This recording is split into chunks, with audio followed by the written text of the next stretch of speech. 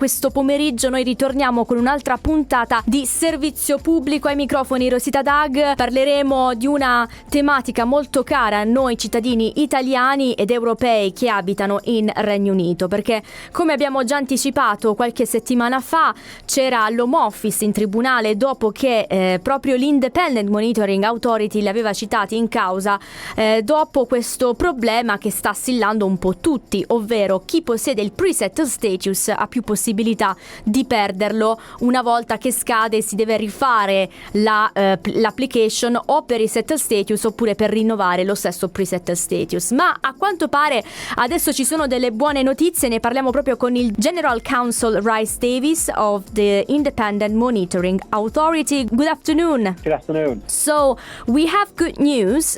We just read on your website that the Home Office will not pursue appeal in the European Settlement Scheme case. So what does it mean for us European citizens in the UK? What happened? Okay, well, we are very pleased to hear that the Home Office will not be pursuing this appeal. And I think in the short term, it won't mean too much, but it does mean that the Home Office will have to change the system for people applying for settled status moving forward. So this case was about the fact that those who would have made an application to the EUSS would have to make a second application if they wanted to enjoy permanent residence via settled status. The court agreed with us that that was not required, or that there couldn't be a loss of rights if you fail to make that second application. So it has held that is the case, and the Home Office are now having to go back to look at their scheme and to make some changes. Right. So we can say that now the case at the High Court is closed permanently? Yeah. Perfect. But let's say people who are going to apply for the settled status right now, because we can say that all these changes are not introduced right now, okay? Because you're working on that, okay? But let's say that people who are going to apply for settled status in the meantime, now, for example, they fail. Are they going to be justified once the new arrangements will be introduced? So I think what we would ask is, or what we would suggest is that people who become eligible for settled status now, in the meantime, because they have built up 5 years in the UK, then we would suggest that they continue with their application to the settled status. If their application is, they make that application and that application is rejected, well, it remains to be seen what happens next in terms of the new arrangements. But I suppose it would depend on why exactly that application has been refused on kind of the next steps. Obviously, there are avenues of appeal that they can take, but we can't really say for certain now what the situation will be for those individuals until we see the detail of the new system. Right, okay. You know, this is a good news for the European citizens, but we need, of course, as a radio station, we need to understand even other people who are not actually quite happy about this new type of changes that they're going to be introduced by the Home Office, thanks to your help, because some people are thinking maybe because of that the European settlement scheme will be a bit like weak, because with the current situation which is now with the European settlement scheme, probably the UK is able to further check on the European citizens. What do you think about it? How would you like to respond to these people? Well, I think kind of here at the IMA, what we do is we look at the withdrawal agreement, which is the agreement that was agreed by the EU and UK. So we look at what the UK and the EU committed to, what they agreed to.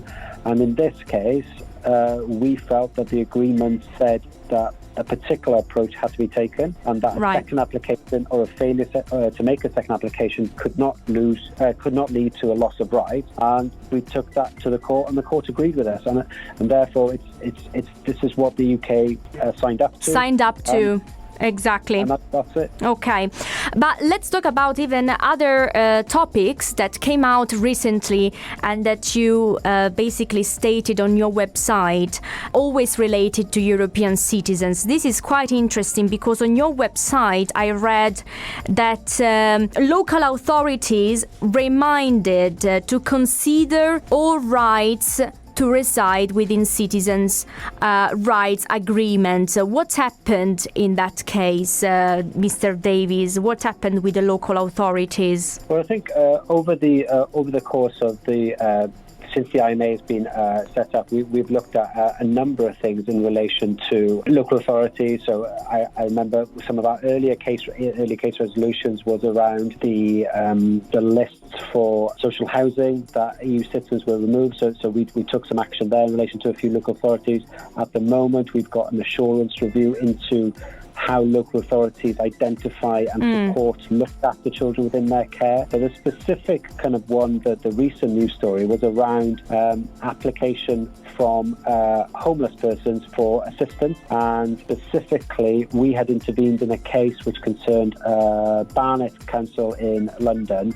Right. And their refusal of to provide homelessness support to an individual, and that case raised a number of wider issues, but ultimately it kind of focused on, for the specific individual, whether or not she was entitled to support, and we felt under the withdrawal agreement that they were, and ultimately the council agreed with that. And we need also to tell our listeners that if they have any problems related to their nationalities, their European settlement scheme, with the local authorities or any other type of UK bodies, they can basically call you, send an email to the Independent Monitoring Authority, because they will look over it if they receive a lot of issues which are quite similar to you, because we need to remember to them that basically you're not solving the single problem of everybody, isn't it? How does it work? Yeah, that's absolutely right. So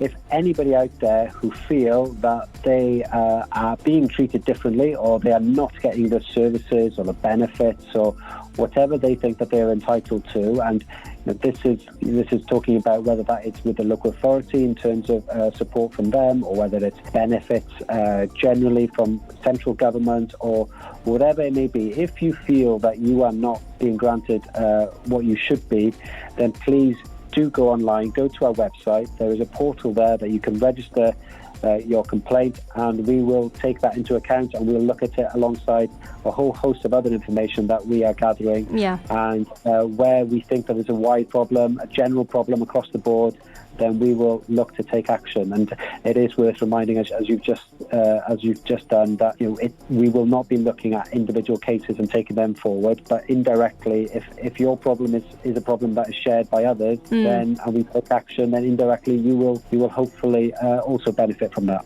Exactly. So far, we can be happy of what you basically reached with the Home Office. So we are looking forward all the changes that will be introduced in the European settlement scheme.